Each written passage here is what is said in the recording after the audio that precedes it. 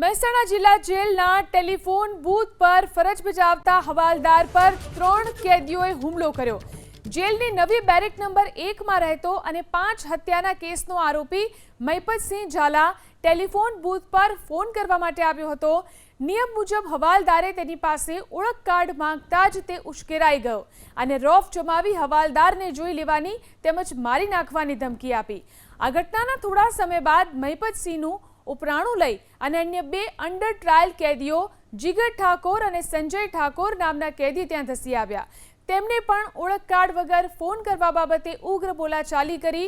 ત્યારબાદ કેદી સંજય અને હવાલદારને પાછળથી પકડી રાખ્યા, જ્યારે જીગર ઠાકોરે માર મારવાનું શરૂ કર્યું। આ ઝપાઝપીમાં હવાલદારને ડાબા કાનની પાછળ અને છાતીના ભાગે ઈજાઓ થઈ તેમજ વર્દી પરની નેમ પ્લેટ અને સીટી તૂટી જતા સરકારી મિલકતને નુકસાન થયું। આ અંગે મહેસાણા શહેર બી ડિવિઝન પોલીસ સ્ટેશનમાં ગુનો નોંધાયો।